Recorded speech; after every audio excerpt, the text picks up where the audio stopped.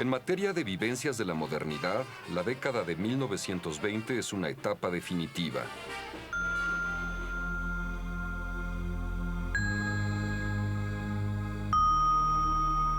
Aunque se viva como el caos del tránsito a lo desconocido.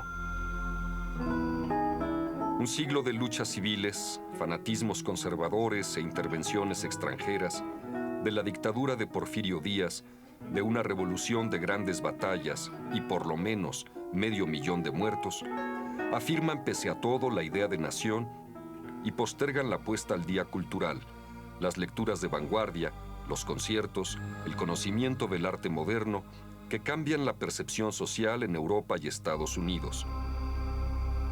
Apenas circulan en México los escritos de Sigmund Freud, las teorías marxistas, el arte de ruptura, la experimentación literaria, el conocimiento científico que proporciona noticias sorprendentes sobre el comportamiento humano y el puesto del hombre en el cosmos. Y de pronto, lo pospuesto entra en acción, y el frenesí de la actualización anima a poetas, narradores, músicos, pintores, intelectuales, directores de teatro y los seres intrépidos llamados en ese momento mujeres liberadas. Gracias a la revolución, los mexicanos, aislados tradicionalmente por la orografía misma y las distancias del país, se conocieron entre sí. Aprendieron su manera de caminar, de cantar, de hablar, de comer, de soñar. Y de este encuentro resultó una conciencia de lo que era nuestro pasado histórico y cultural. Nos enteramos de que teníamos un pasado indígena, de que teníamos un pasado hispánico y sobre todo que teníamos un pasado mestizo que conformaba nuestra identidad. Esta identidad comenzó entonces a expresarse poderosamente en todos los renglones de la creatividad, en la pintura, a través de figuras como Diego Rivera, Frida Kahlo, David Alfaro Siqueiros, José Clemente Orozco, Rufino Tamayo, en la música con Carlos Chávez, Silvestre Revueltas, en el cine con Fernando de Fuentes, Emilio Fernández, en la poesía de López Velarde a Javier Villaurrutia, en todos los renglones del arte, la arquitectura. México encontró una identidad gracias a la revolución. A los grupos literarios se les conoce por las revistas o las asociaciones de que en un primer momento forman parte. Los integrantes del Ateneo de la Juventud inician su vida creativa a principios del siglo XX, pero solo después se difunde su obra extraordinaria. Martín Luis Guzmán publica en 1928 El Águila y la Serpiente y en 1929 La Sombra del Caudillo, dos obras maestras que recrean las atmósferas de la revolución como lucha armada y como batalla criminal por el poder.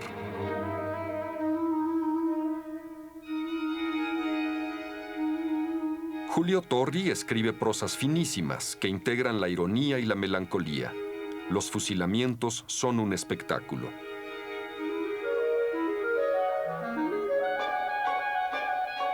Antonio Caso, el primer filósofo así considerado, convierte sus clases en mítines de jóvenes arrebatados por la vehemencia que divulga a Platón, Aristóteles, Descartes, Kant, Bergson. José Vasconcelos es secretario de Educación Pública, autor de numerosos libros sobre filosofía y de 4 extraordinarios volúmenes autobiográficos donde el personaje se sitúa en el centro de un país convulso, dividido y unificado por las ambiciones personales. La tetralogía de Vasconcelos, Ulises Criollo, La Tormenta, El Desastre y El Proconsulado, describe una etapa filtrada por el talento enorme y el resentimiento profundo. Alfonso Reyes es el gran polígrafo. Es poeta, cuentista, ensayista, cronista, traductor, divulgador de los clásicos griegos. Estudioso del arcipreste de Hita y de Góngora, entusiasta de Mallarmé y los poetas ingleses del siglo XIX. Incitado por su amigo, el notable ensayista Pedro Enrique Sureña, Reyes, en su búsqueda del conocimiento universal, se apega al modelo de Goethe. Gris es toda teoría, mas verde es el árbol de la vida. Y en primera y última instancia, Reyes es un poeta. Llévate entre las manos, cogidas con tu ingenio, estas dos conchas huecas de palabras. No quiero. Los primeros en aprovechar notoriamente las nuevas libertades expresivas son los poetas. La vanguardia vagamente conocida en México, los futuristas, Dada, los surrealistas, los creyentes en los presagios oníricos, influye en jóvenes ansiosos de atrapar el instante, que le dan a sus textos las características de instrumentos creadores de la realidad. Inesperadamente también lo irracional es real.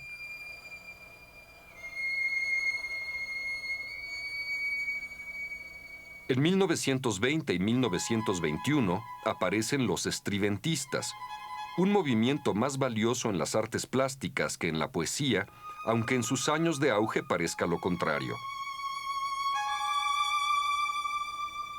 Los poetas Manuel Maplesarce, Germán Listar Zubide, Arqueles Vela, Luis Quintanilla y los artistas Leopoldo Méndez.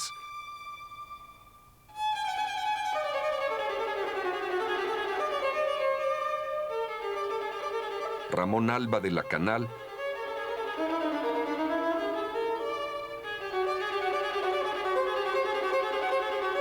Jean Charlot,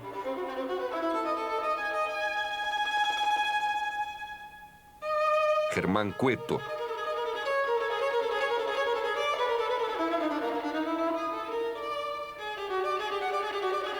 Fermín Revueltas,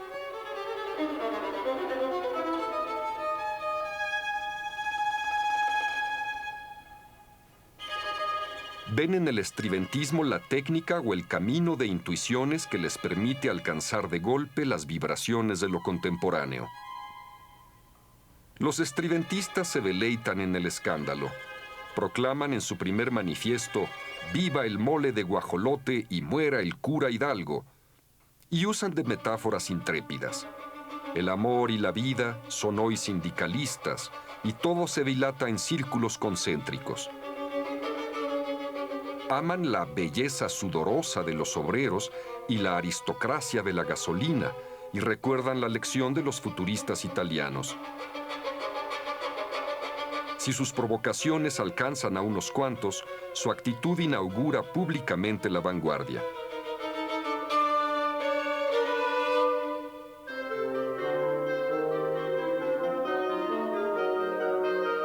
La altísima calidad de los poetas modernistas y de la narrativa de la Revolución Mexicana y las obras de Alfonso Reyes, José Vasconcelos, Martín Luis Guzmán, Julio Torri y Pedro Enrique Sureña integran el primer canon de la literatura mexicana del siglo XX. Esto no significa un encierro nacionalista y mucho menos el olvido de la cultura mundial, algo imposible por lo demás. Lo que revela el apego a la tradición nacional es la existencia de obras imposibles de desdeñar. No se puede escribir ignorando el vigor de esta tradición o atenidos únicamente a ella. Y esta conciencia simultánea de lo nacional y lo internacional, que explica el proceso de los escritores, se evidencia con los integrantes del grupo de los contemporáneos, llamados así por la revista de ese nombre, publicada entre 1928 y 1931. En lo fundamental, Contemporáneos es un movimiento de poetas que se afirma en el entrecruce de un estreno de libertades y la reducción de lectores por el paso de la poesía rimada a la poesía libre. El que la gran mayoría de esta generación sean poetas es una casualidad y es la prueba del sitio primordial de la poesía. Y así tarden en hallar un público amplio para sus obras, desde el principio se reconoce la poesía de Jaime Torres Bodet, Carlos Pellicer, Bernardo Ortiz de Montellano, Gilberto Owen, Jorge Cuesta, José Gorostiza, Javier Villaurrutia, Salvador Novo. Algunos de ellos, Novo, Villaurrutia, Cuesta, son prosistas excepcionales. Novo es un gran cronista y Cuesta es de seguro el ensayista más agudo y radical de la primera mitad del siglo XX. Pero es en el espacio poético donde toman forma las lecciones de la modernidad y la sensibilidad distinta. Torres Bodet escribe poesía decorosa un tanto a la manera de Enrique González Martínez. Un hombre muere en mí siempre que un hombre muere en cualquier lugar, asesinado por el miedo y la prisa de otros hombres. De su adolescencia a los 80 años de edad, Pellicer mantiene la misma vitalidad y el mismo asombro regocijante ante los poderes de la naturaleza y de la imagen. El gran tambor del viento que antecede a la lluvia, en cuyas vidrierías los instantes cierran la boca a todo comentario. El gran tambor del viento perfora los oídos de la atmósfera y se queda colgando de un cartílago. Ortiz de Montellano, muy influido por las doctrinas freudianas, aprovecha los estímulos de la enfermedad, el instinto tanático y la zona del misterio, el inconsciente. Su testimonio es radical. Soy el último testigo de mi cuerpo. Veo los rostros, la sábana, los cuchillos, las voces y el calor de mi sangre que enrojece los bordes y el color de mi aliento tan alegre y tan mío. Soy el último testigo de mi cuerpo. Gilberto Owen escribe las elegías del amor viajero, la transformación de los sentimientos en geografía y materialidad. Ahora vas a oír, Natanael, a un hombre que a pesar de sus malas compañías, los ángeles, se salvó de ser ángel con ser hombre.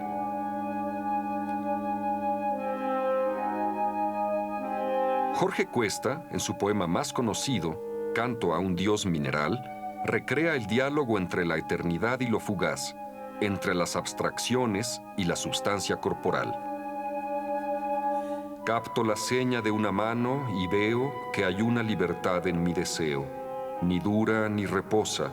Las nubes de su objeto el tiempo altera, como el agua la espuma prisionera de la masa ondulosa. José Gorostiza escribe uno de los poemas largos más importantes de la poesía en español del siglo XX, Muerte sin fin, de 1939. Inútil querer resumir en unas frases el sentido de un poema que es diálogo con Dios y con lo inacible, la forma, y es vislumbramiento del acto en que la materia se interroga a sí misma. Lleno de mí, sitiado en mi epidermis, por un Dios inacible que me ahoga, mentido acaso por su radiante atmósfera de luces, que oculta mi conciencia derramada, mis alas rotas en esquirlas de aire, mi torpe andar a tientas por el lodo. Lleno de mí, ahito, me descubro en la imagen atónita del agua, que tan solo es un tumbo inmarcesible, un desplome de ángeles caídos a la delicia intacta de su peso. Javier Villaurrutia, en especial en su libro Nostalgia de la muerte, ofrece su versión de la otra sensibilidad, el ámbito donde la noche es la realización del instinto y la muerte no es el fin de la vida, sino la certeza de lo efímero de toda experiencia dichosa. La muerte toma siempre la forma de la alcoba que nos contiene. Es cóncava y oscura y tibia y silenciosa. Se pliega en las cortinas en que anida la sombra. Es dura en el espejo y tensa y congelada. Profunda en las almohadas y en las sábanas, blanca.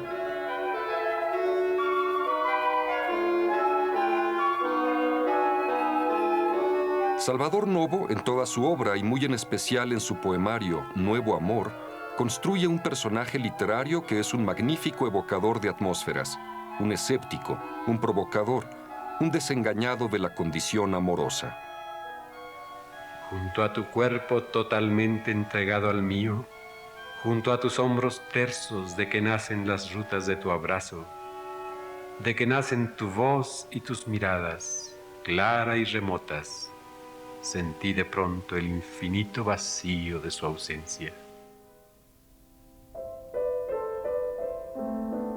La música del siglo XIX mexicano circula hoy de manera muy restringida, salvo las composiciones muy probadas de Juventino Rosas, Felipe Villanueva, Ricardo Castro y, apenas redescubierto, Melesio Morales.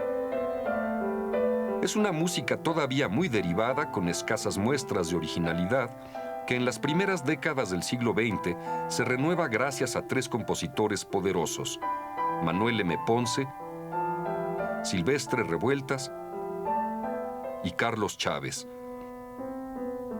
Otros autores importantes se van a conocer en la primera mitad del siglo XX.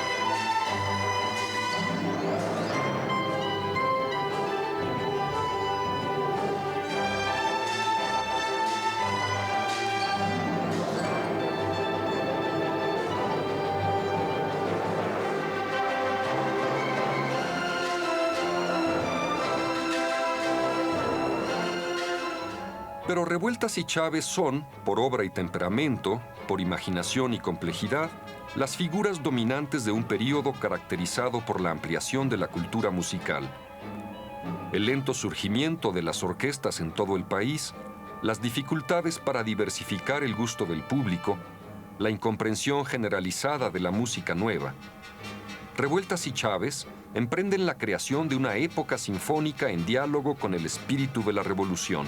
Esto es, cargada de visiones dramáticas y festivas, de equivalentes musicales de la sensación potente de la historia. Revueltas es autor, entre otros trabajos admirables, de Cuauhnáhuac, Feria, Alcancías, Redes, Janitzio, Homenaje a García Lorca, Sensemayá, La Noche de los Mayas y La Coronela. En todas ellas, la intensidad se corresponde con el colorido y la brillantez.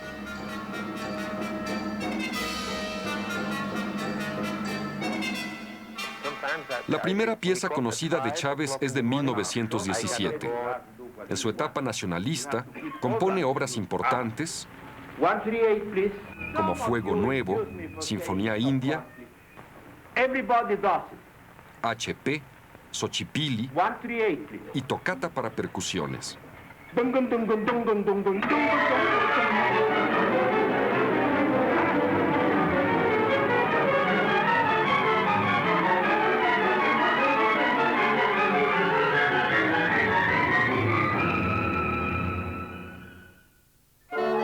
Entre 1920 y 1960 surge y se implanta el público de la modernidad cultural en todo México. Antes, la gran demanda para las artes y las humanidades se concentra en unas cuantas ciudades, el Distrito Federal principalmente, y núcleos reducidos en Guadalajara, Monterrey, Puebla, Jalapa. El público se expande con ritmo seguro, pero el ganador definitivo en el siglo XX es el centralismo cultural, uno de los agobios nacionales.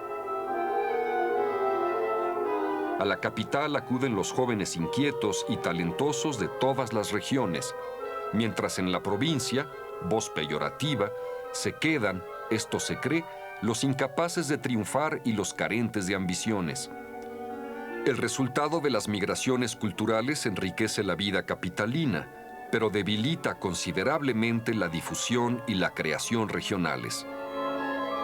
En materia de artes y humanidades, las instituciones oficiales más importantes de la primera mitad del siglo XX son la Universidad Nacional de México, convertida en 1929 en la Universidad Nacional Autónoma de México, y el Departamento de Bellas Artes, ya luego el Instituto Nacional de Bellas Artes.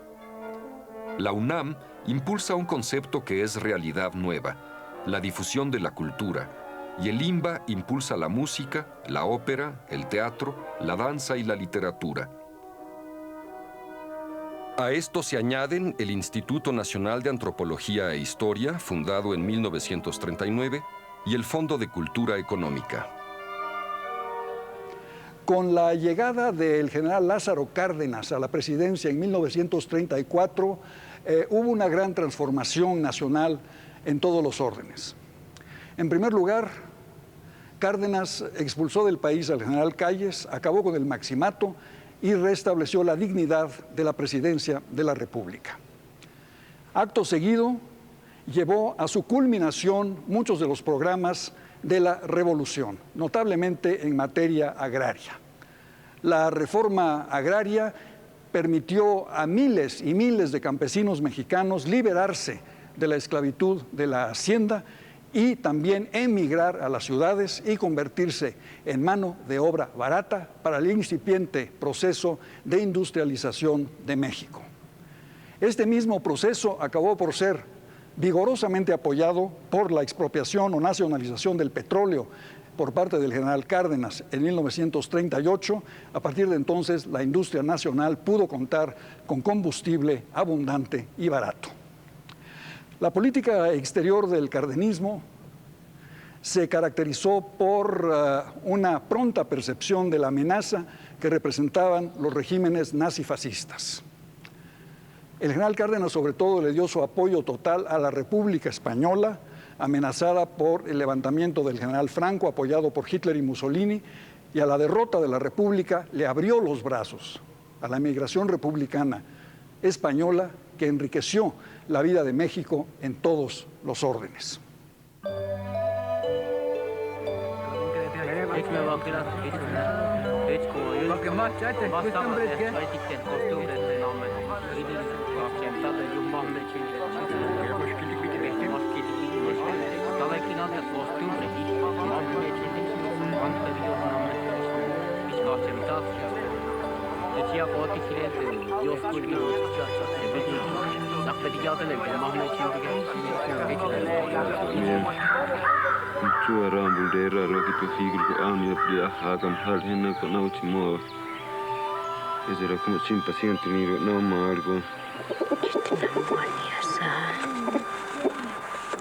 La cultura de los numerosos grupos indígenas en el país parece aletargada por el cerco de explotación racista de las etnias. Sin embargo, así no se advierta, persiste el gran trabajo artístico en textiles y miniaturas, en cerámica y pintura comunitaria.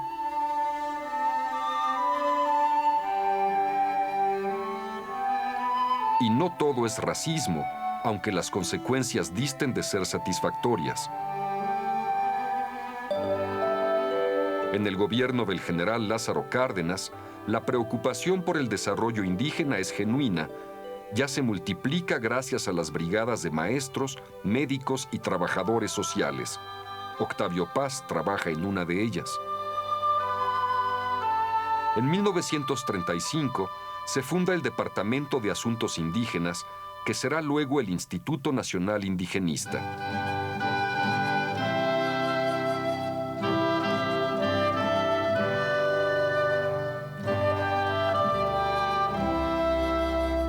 Y el dilema se establece de manera paternalista. ¿Debemos o no modificar las costumbres y las tradiciones de las etnias?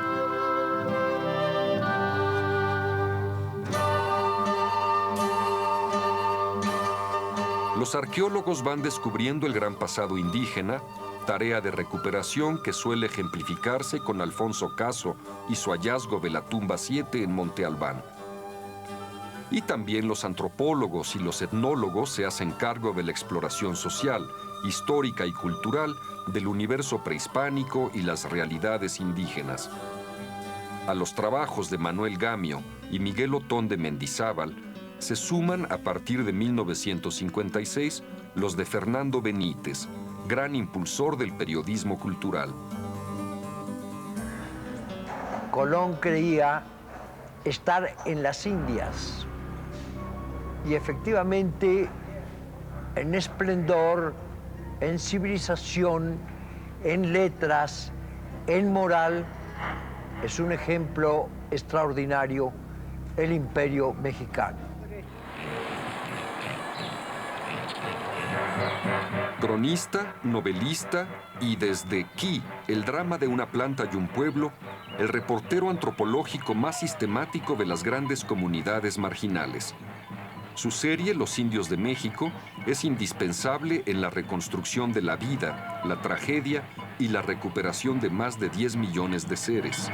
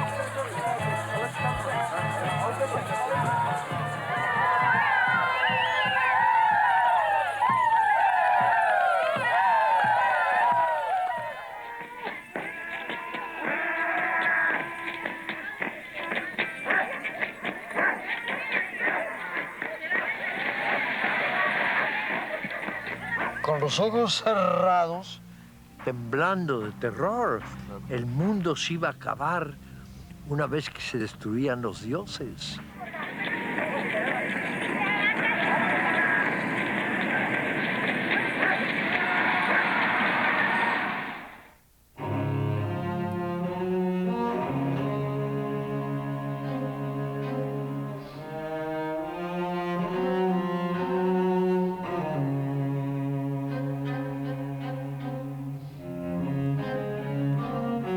La defensa de la República Española y el rechazo del nazifascismo unifica a los sectores y se sustenta en lo mejor del espíritu de la Revolución Mexicana.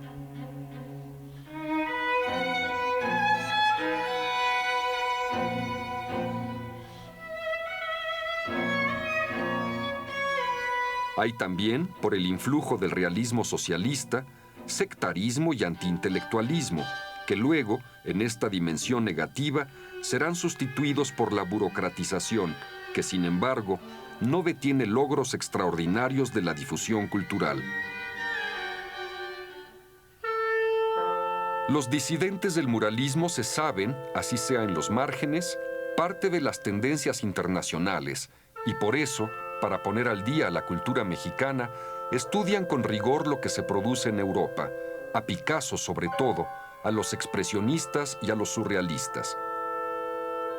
Apenas conocidos o desconocidos, estos pintores se alejan de la pretensión del arte público y, entre otras cosas, rescatan imágenes, atmósferas y colores del uso popular.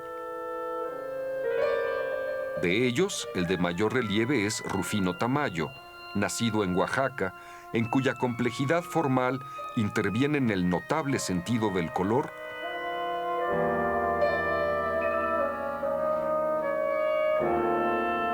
la asimilación del arte prehispánico y la vitalidad de quien se siente depositario de poderes genésicos. Desde sus primeros cuadros, Tamayo valora esa dimensión de la pintura que bien podría calificarse de elocuencia.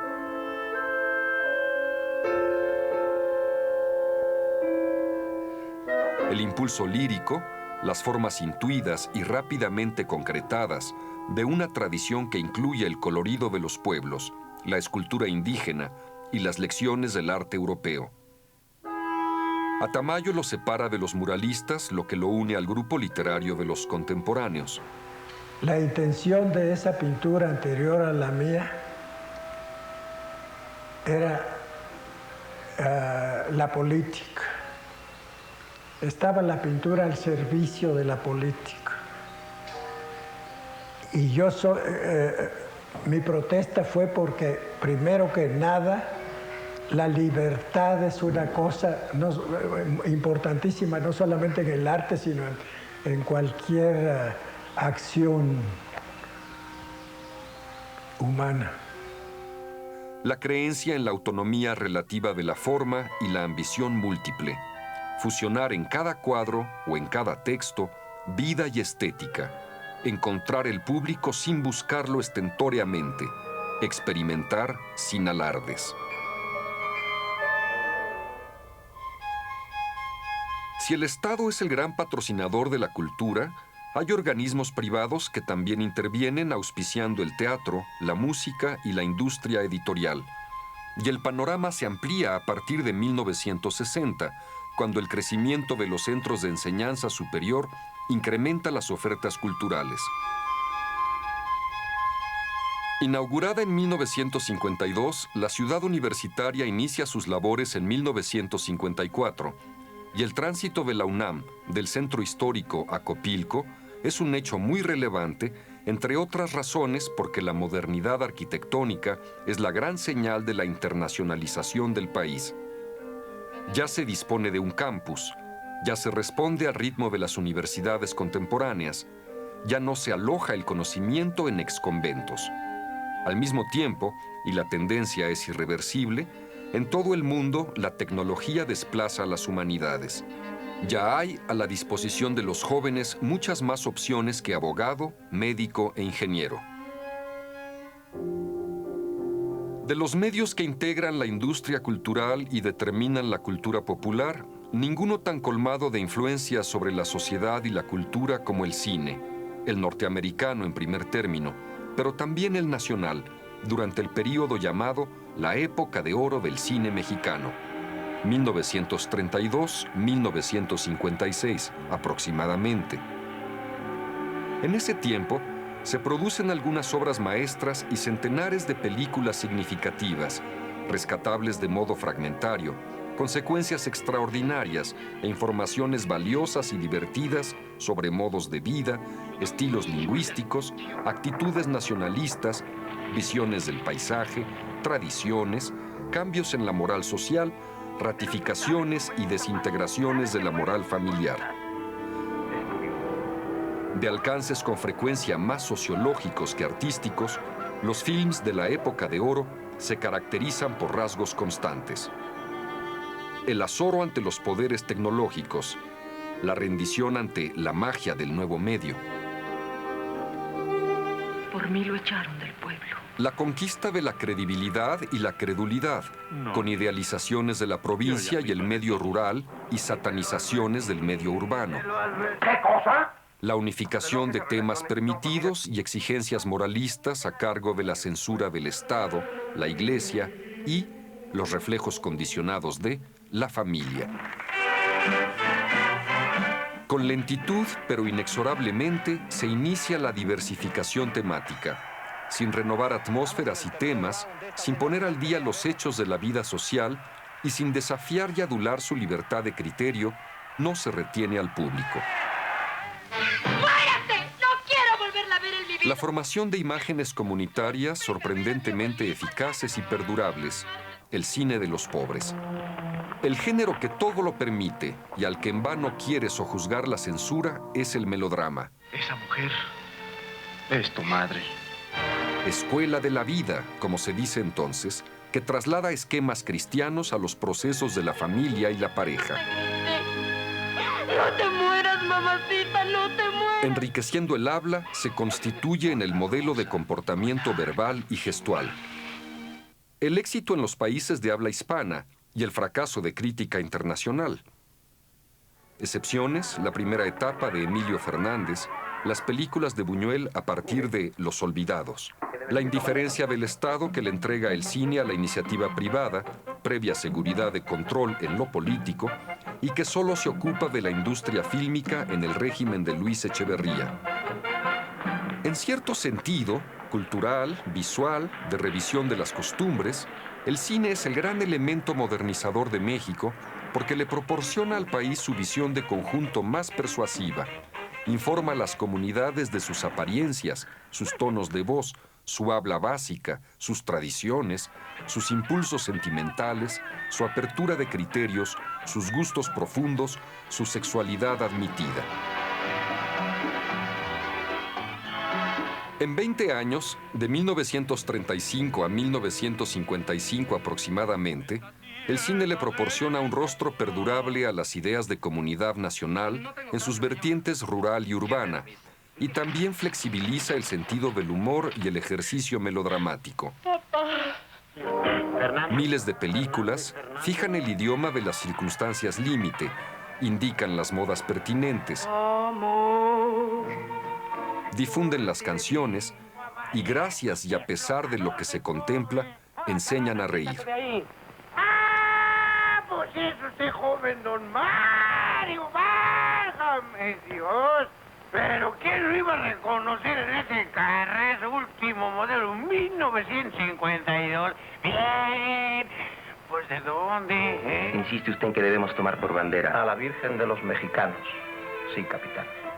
Hoy por hoy no hay mejor símbolo de la nacionalidad que tratamos de forjar que la imagen morena de la guadalupana. ¿Cómo se inventa una nación? ¿Cómo informarle a una sociedad que las divisiones de clase, si bien fatales, pueden ser divertidas? ¿Y que las imágenes ante su vista, por distorsionadas que parezcan, son genuinas? A la industria del cine le resulta sencilla la respuesta a las dos preguntas. Basta con acentuar la cercanía entre el público y los puntos de vista expresados en los films. Basta con ser tan a tal punto sincero que visto desde fuera se dé la impresión de cursi. Y basta también con reiterar presencias que se llamarán mitos y que encarnan visiones consagradas de la dicha y la desdicha, la belleza y la personalidad, el macho y la hembra, el relajo y la tristeza. Señor licenciado, y me dedico... Son ellos Mario Moreno Cantinflas, de seguro la mayor invención del cine mexicano. Yo quiero brindar por la felicidad que el individuo encuentra. Mi general aquí presente, no es... No... Qué bien habla. Usted, señor licenciado, le suplico... Bueno, ¿qué pasó con los frijoles? Oiga, ¿qué?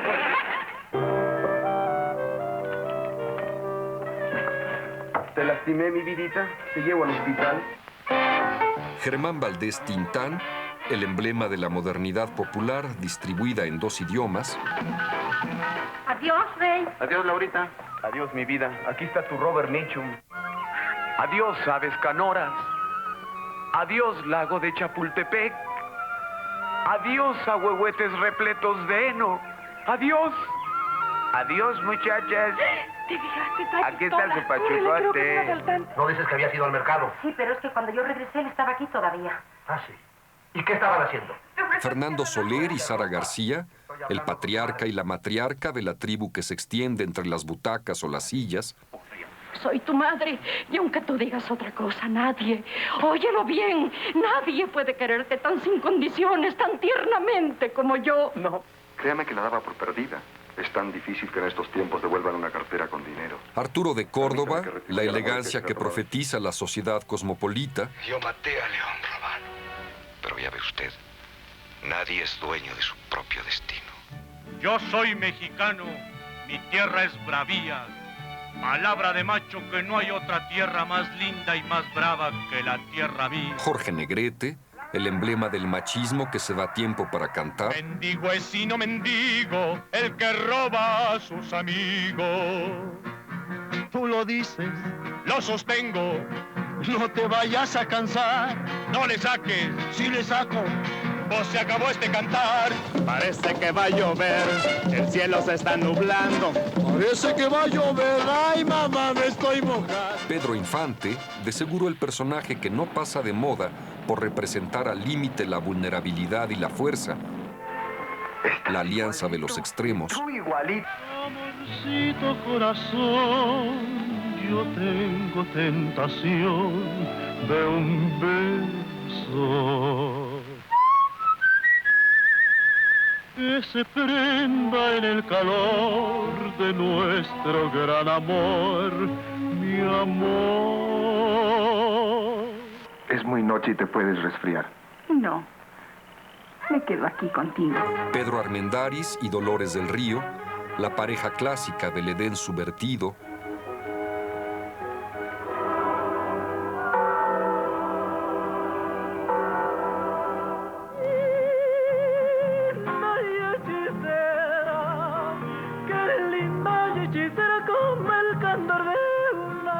María Félix, la belleza imperial e imperiosa.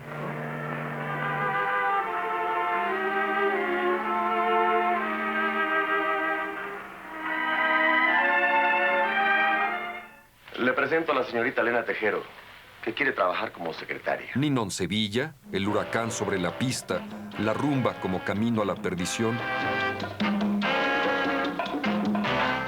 He tenido el honor de pedir a la señora Inés su mano y me ha respondido que mañana lo consultará con su confesor. Joaquín Pardavé, la gracia como punto de partida de la diversidad. Gracias a mi honra. ¿Y qué me dices de las dos colillas encontradas? La una en la sala y la otra aquí, todavía encendida y humeante y humedecida por los labios tumefactos y mefíticos de un desconocido que tal vez se pasaron sobre los tuyos, antes puros y solamente hollados por los míos. Los directores son importantes en una etapa por representar los límites y las nuevas posibilidades de la industria. Ismael Rodríguez es el creador de los melodramas más delirantes que capturan e inventan el alma popular. Oh, pues ¿qué se traen esos locos? Dice que sí lo quieren mucho. Retear, tú. Anoche lo soñó. Él también. Cuéntame cómo. No te lo puedo decir. Roberto Gabaldón es un director sobrio, especializado en atmósferas opresivas y en actuaciones sólidas. Es dar el fruto, ser mujer, para lo que Dios la creó. Hijo es mío, no más mío. Alejandro Galindo es un gran cronista urbano, capaz de convertir el arrabal en una comunidad alegre y solidaria. Mire, nomás lo quiso, usted lo que le gusta es nomás andarse metiendo ahí en las trompadas y a ver qué me va a pagar lo que rompieron.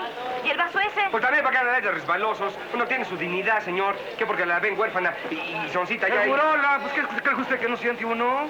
Pobres pero honrados. ¿Qué es eso de adiós, chule? Me saludas a tu patrona. Pues que es uno aquí pintado, señor. ¿Y a usted qué? A mí no, pero al señor ¿Usted sí. tampoco? ¿Con que uno se dé su lugar y no haga caso? ¿Ellos son clientes? Emilio Fernández, el Indio, junto al extraordinario camarógrafo Gabriel Figueroa, presenta las atmósferas de un nacionalismo convincente, fundado en la emotividad y no en la presunción.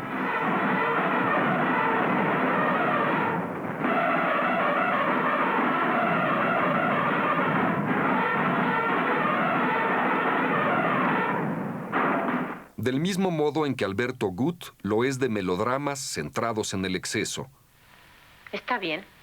Le pagaré 1,000 pesos mensuales y tendrá que vivir aquí en mi casa. ¿Le conviene? ¿1,000 pesos? Ya lo creo que me conviene. Petra, lleva a la señorita a su recámara y sírvele un té. Matilde Landeta es el ejemplo de una mujer que hace cine pese al machismo de la industria. ¡Viva la revolución!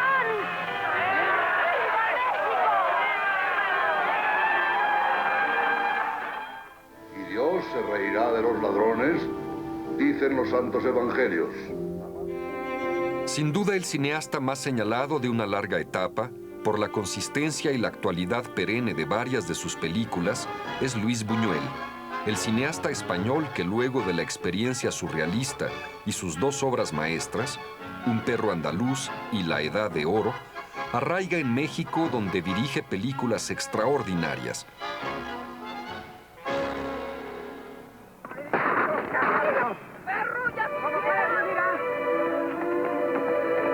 Los Olvidados. ¡Abusado, no se vaya a caer! Ojalá los mataran a todos antes de nacer. Dame la frente. míralo. Ahí viene.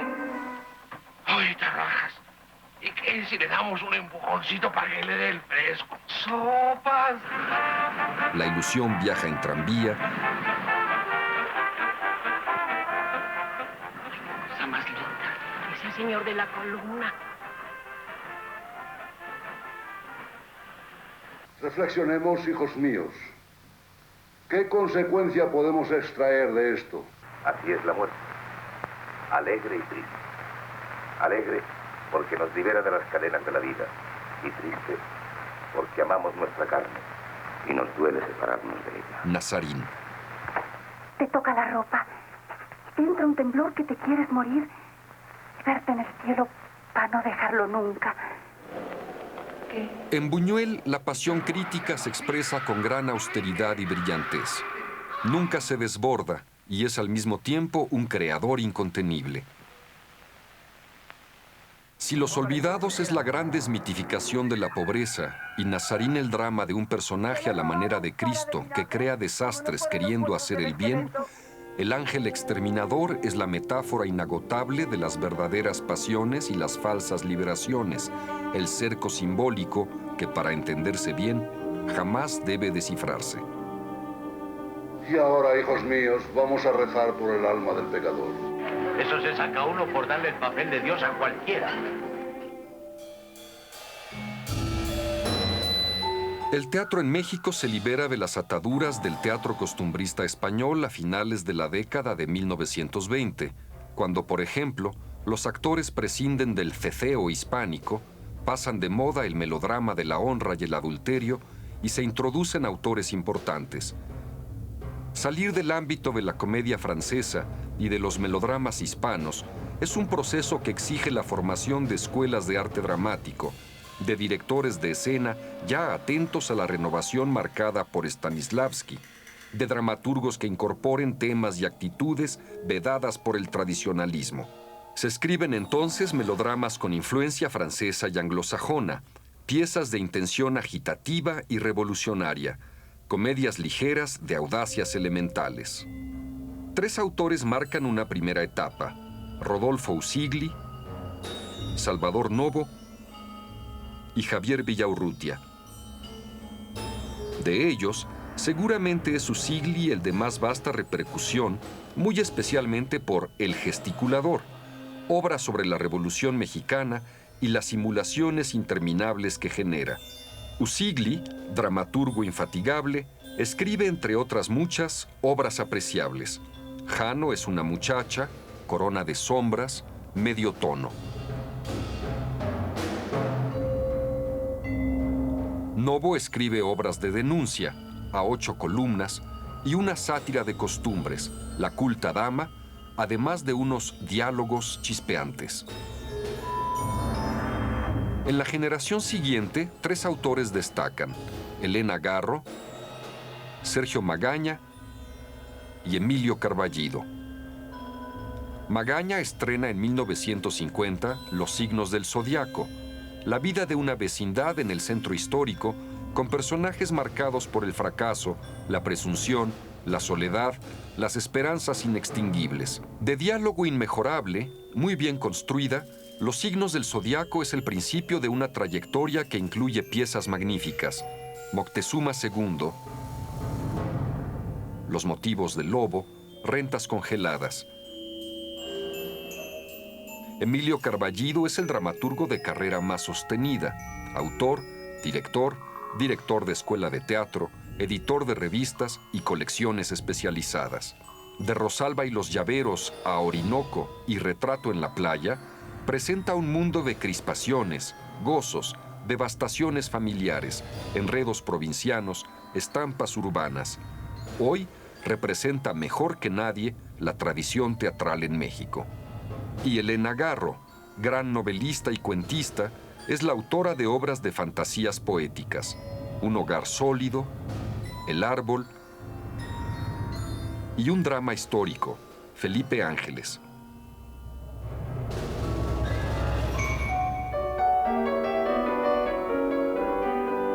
Y la tradición, consolidada en las primeras décadas del siglo XX, se diversifica, se rechaza, se contempla con indiferencia, pero se mantiene viva.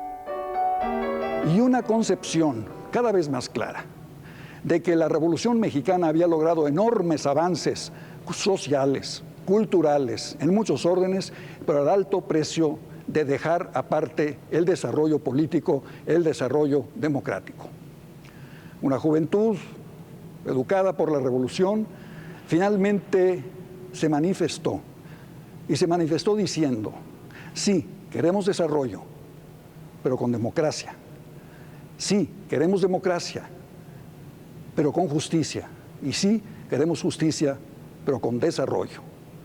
Una gran transformación mexicana se avecinaba.